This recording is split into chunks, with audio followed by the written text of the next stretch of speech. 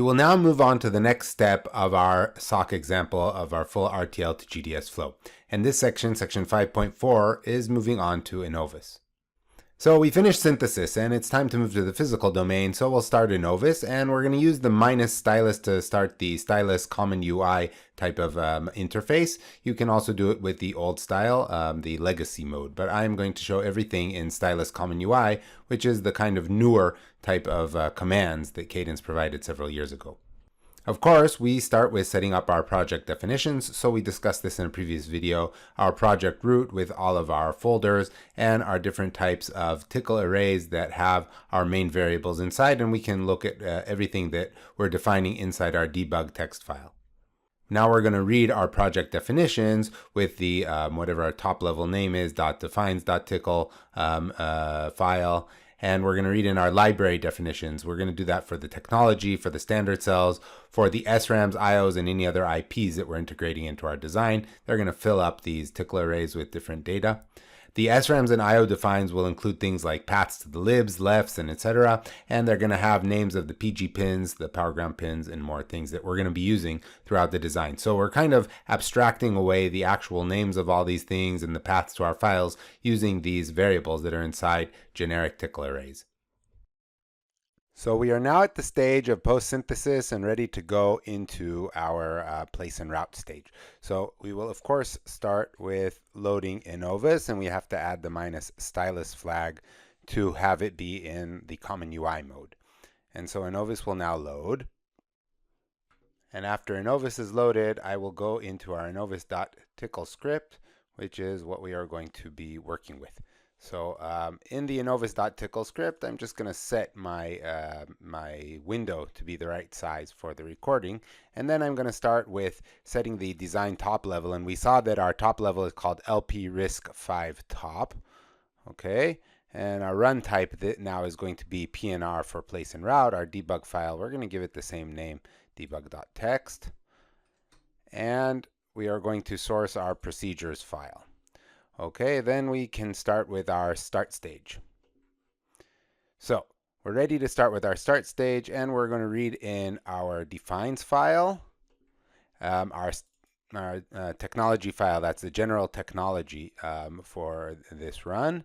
Then our standard cell technology file, our SRAM technology file, which is quite new. So in our SRAM technology file, let's take a look at that because we didn't have it in the previous run. So libraries SRAM.tickle.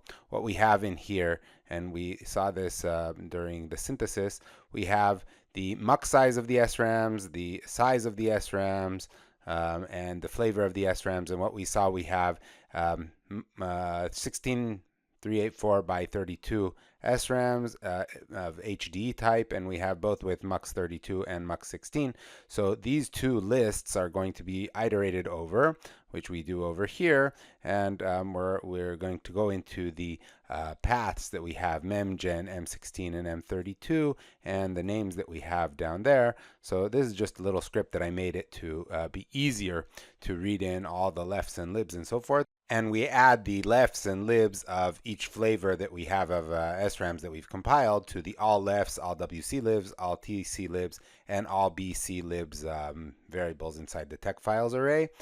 We also have the core pin and the periphery pin and the ground pin names that we have inside our SRAM lib and left files, so we know what to connect to the global nets in a moment. So that was the library's SRAM file.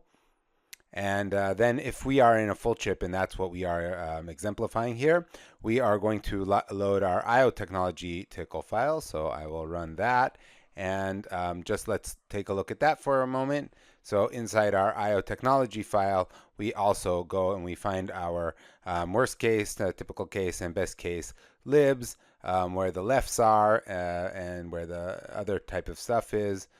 Where the antenna left is, what the names of the IO, VDD core and VDD IO and ground core and ground IO are, and a bunch of other type of stuff that we have defined in there and we did not use during the last place and route video. So we also have this set library unit. The reason I'm setting it here is because when I set the settings file, it doesn't take later on. Okay, and then I'm going to print out my debug list in case I need to figure out what's going wrong. I have the debug file, and I can go on to the init design stage. Next, we're going to move on to the init design stage. So our defines file was set up, it set up variables that contain all the data we need. For example, for global nets, we're going to have a variable that's called design, all power nets, and another one called design, all ground nets. And these are going to have the names that we call our power nets and our ground nets. For our library definitions, for example, we're going to have all the paths to the tech files inside all libs, worst case, best case, and typical case, and maybe others.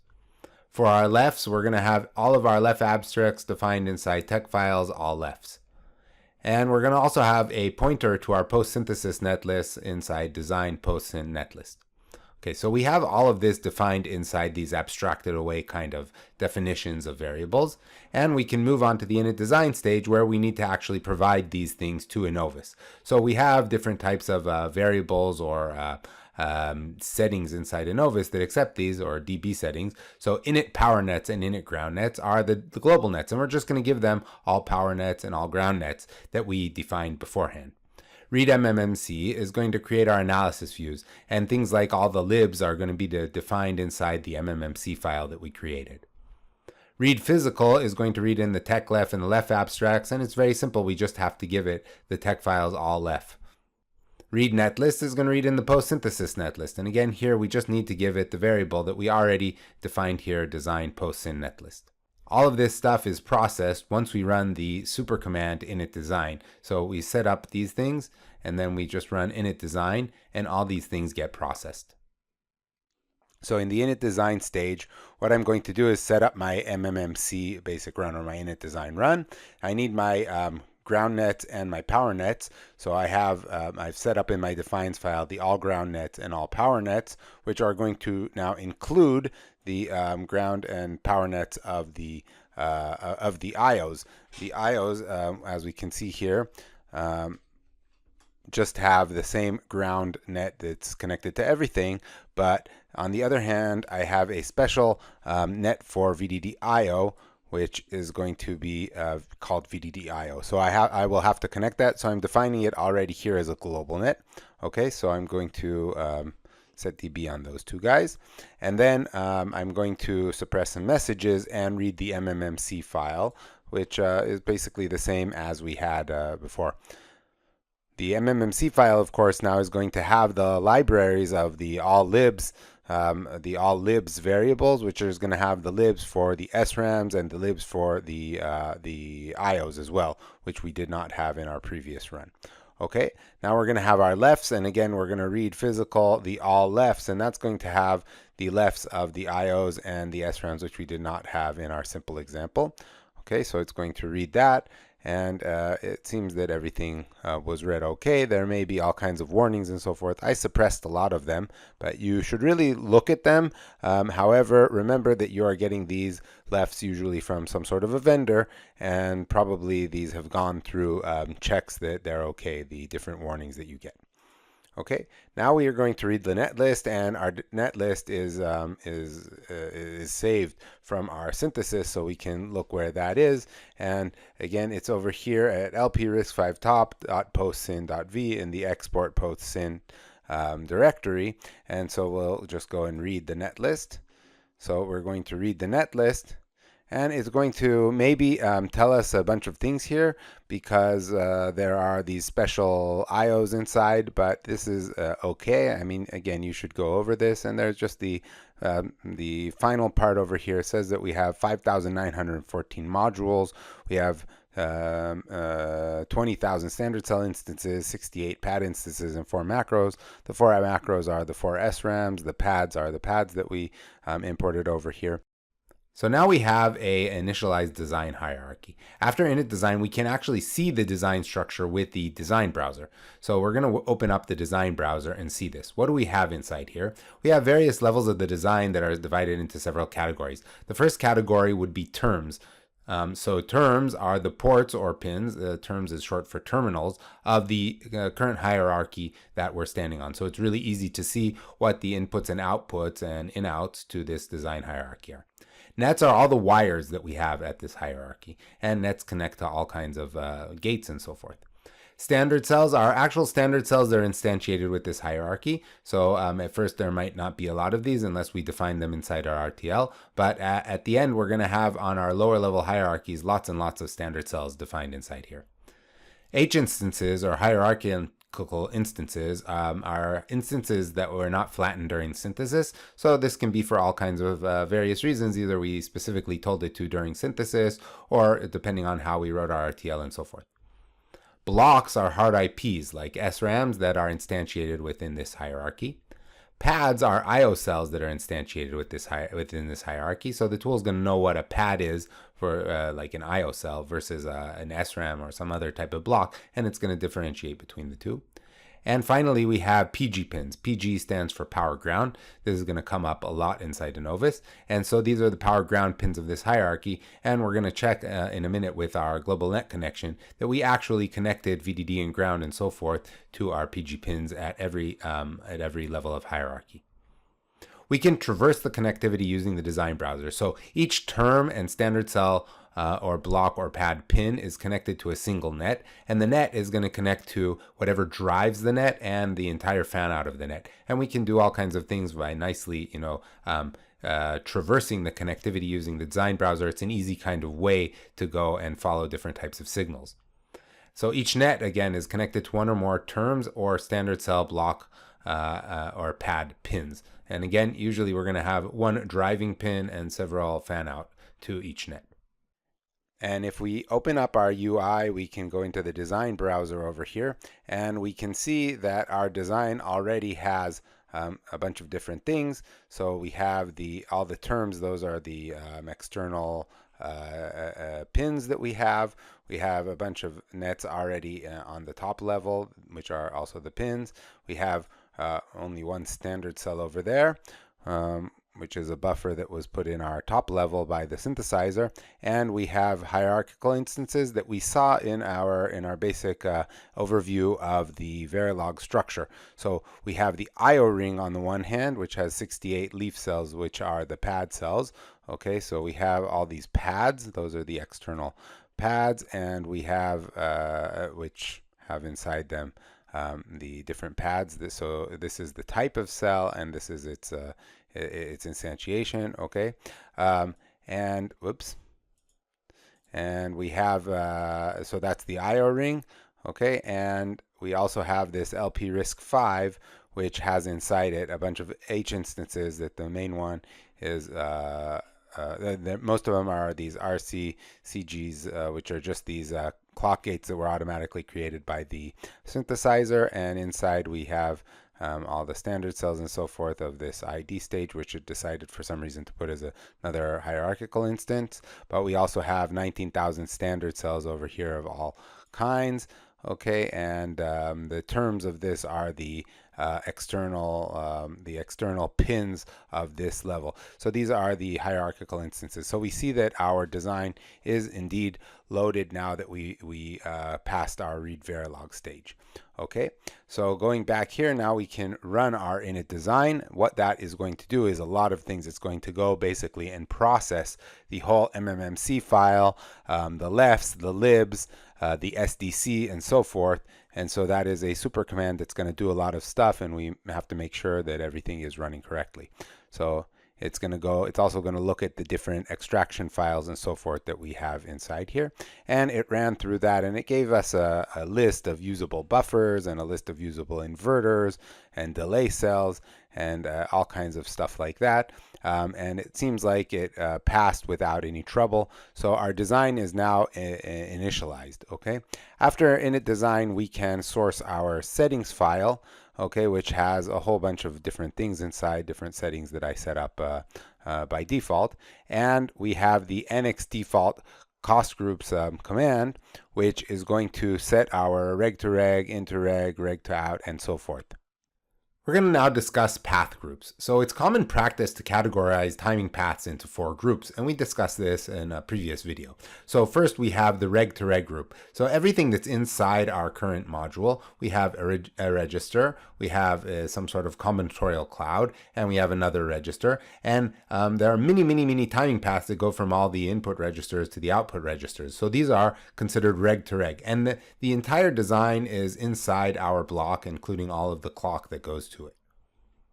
The second one is interreg, which is when we take a primary input to our design and we don't know what happens outside it, and we'll have to model that in our SDC. So these are paths that go from a primary input through some sort of combinatorial cloud and reach some sort of register, which is going to be our capture register. Similarly, we're going to have reg to out, where from some sort of a flip-flop that we have over there, we're going to have a path that's going to go and traverse all the way to a primary output from this block. Okay. Finally, we have sometimes these in-to-out paths, which are paths that go through our particular hierarchy, but without actually getting sampled. So they go directly from a primary input to a primary output. We can define all 4 of these with a single command, which is create basic path groups. It doesn't seem to work in Genus, but in Innovus, this will create these 4 path groups and a couple more. But sometimes we want to separate other paths into their own group. So we want to take from a specific flip-flop to a specific flip-flop, or a specific input to a flip-flop, or something else. And we want to make it sit inside a different path group that will be treated separately. It will be optimized separately and so forth. And we use the group path command for that. And the group path has a similar syntax to report timing or something like that, where we go and we want to go from, to, through, and so forth, different pins and nets and so forth. So we can use the group path command to go and grab a whole bunch of nets and put them in their separate path. Each path group, again, is treated independently during optimization and reporting. So we'll actually track worst negative slack, total negative slack for each path group separately. Each one of these interreg, reg-to-reg, reg-to-out, int-out, and anything that we did manually with the group path. We'll also be reporting them separately, and we'll be seeing that later. So during the timing reports, it will say which group our path belongs to, and it will also differentiate between them in separated reports and in the summary itself. What we see here, it created the reg-to-reg path group with the effort level high and all kinds of other things, and it created the reg-to-clock gate path group. And for some reason, Innovus is very different than Genus. It doesn't have a cost groups database object to look at the path groups that we have. We do get path groups, and we can see that there are now 4 path groups: into out, interreg, reg to clock gate, reg to out, and reg to reg. So those are going to be the different path groups that we have that we can get different timing reports for. We will work on them separately for optimization, etc. So now we're going to be discussing connecting global nets. And we showed this in the previous video where we discussed these global net connections, what the importance of them is, and so forth. So we defined global power and ground nets, and we saw that a minute ago when we did the init power and init ground, which were defined with our design global power nets and global ground nets variables. And so these are these kind of just strings, names that we define, that they're going to be these globals that are going to represent our power and ground nets. We only had one of these in our previous video, a VDD and a GND or a VSS, and they connected to all the standard cells. So all the standard cells were connected to the same VDD and the same VSS, and we didn't have anything else. And that is true for a very, very simple design, but sometimes we have several power domains, we have macros with different types of global net connections with different types of powers and grounds, and so we're going to use global net connections for defining these. So, for example, in our SoC now, we have additional global nets that are connected to the IOs and the SRAMs. So let's start with the IOs. We have an IO ring, and in an IO ring, we have something like a digital IO over here. The digital IO will usually have some sort of a connection to the outside world. We'll call it pad, because usually we're going to put a piece of metal here that we call a pad, and it's going to connect to that. And that's going to go through some sort of a buffer or level shifter and go to the internal side of the chip. And we're going to call the connection to the internal side of the chip C. It doesn't have to be, it could be called something else. And if it's an IO, an input-output input buffer, then it's going to also have an output enable. And these are going to be on the VDD versus the VDD IO type of higher voltage domain. So this is what we have as an IO buffer. And we are also going to have analog buffers, which are just kind of going to be a wire that's going to connect from the outside world, so the pad connection to the inside world, but they're going to have to be ESD protected and so forth. And in any case, we don't see any connection to VDD or anything else in these, and that's because we get them through abutment. So these cells are abutted to each other, and they have rings that are running underneath, and they get their actual connections to VDD and VSS through specific power supply cells. So we have power supply cells for VDD and VSS. These are the digital domain. So we're going to have a VDD and a VSS connection outside, and they're going to go and connect to these rings that run underneath. And we're going to actually have another pair, which is going to be the IO voltages, so VDD IO and VSS IO, and they're going to supply the higher voltage of the power supply supply. So these are the IO voltages outside. So we're going to have VDD IO and VSS IO. So now we're going to define four actually global nets. So there's going to be VDD VSS, but there's also going to be VDD IO and VSS IO. And we're going to have to use the global net connection to tell the tool to connect VDD and VSS to these guys and to all the standard cells inside, and to connect VSS IO and VDD IO to these guys over here, and if we use those voltages for something else.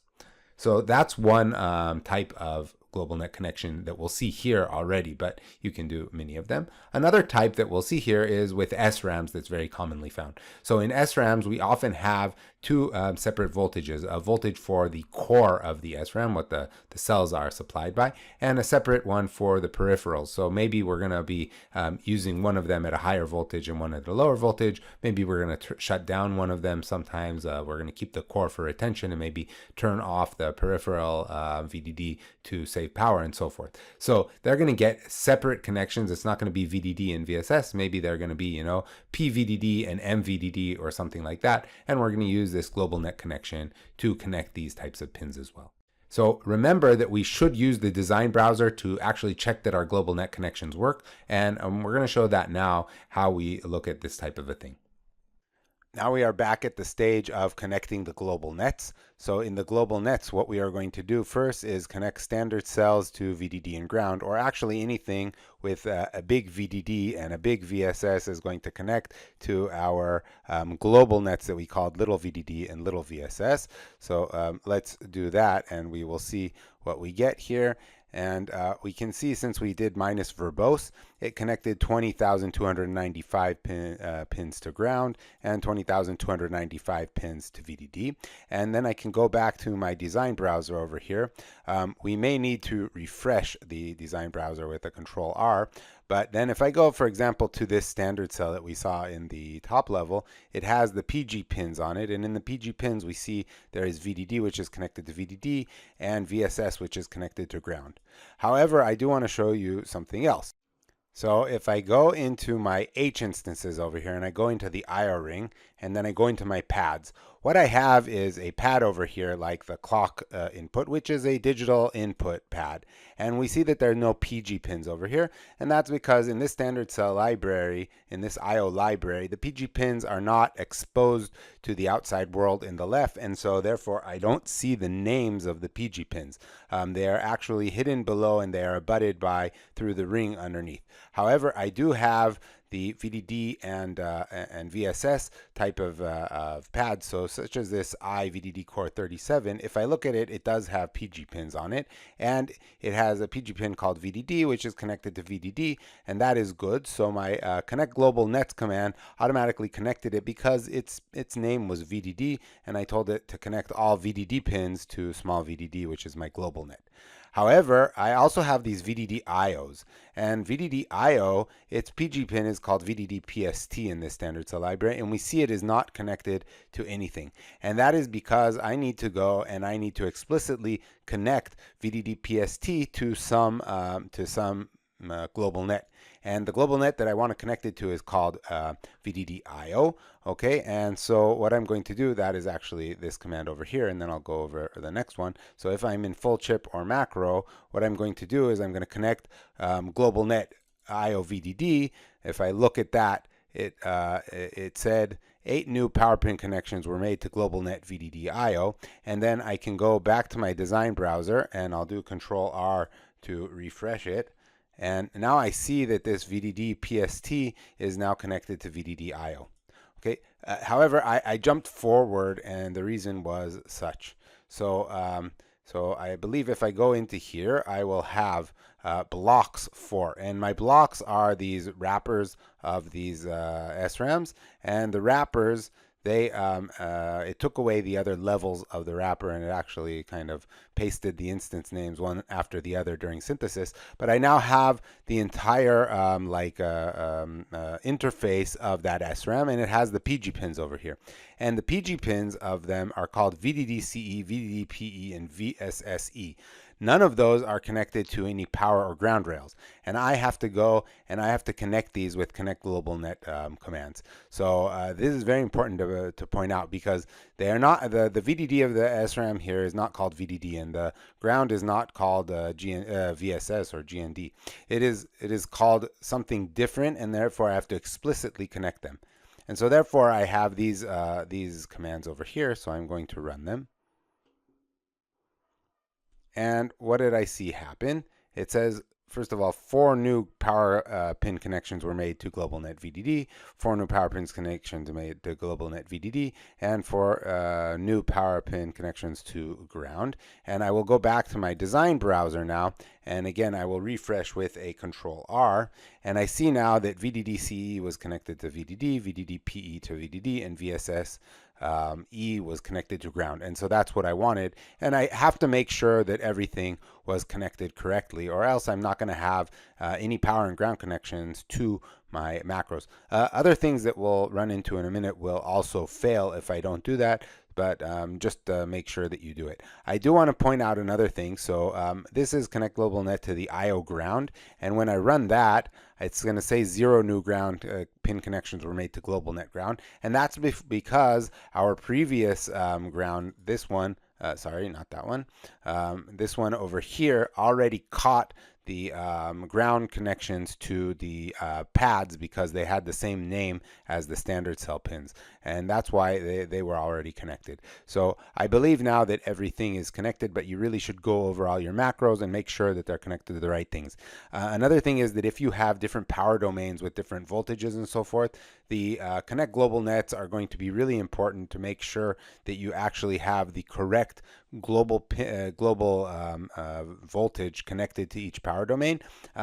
I'm not going into that over here, but that is also defined with our power intent files, which can be a UPF or a CPF type of file, and that would also be loaded here and then also committed later on. But that is not in this series of videos. So now that we have finished that, I have a little end stage command, which is going to do a bunch of reports based on the stage that we are at. So at the end of the init design, it's going to do several things. It's going to check timing and also tell us at the end how long each stage took if we batch run this, and that's just so we should know how long things are taking and so forth.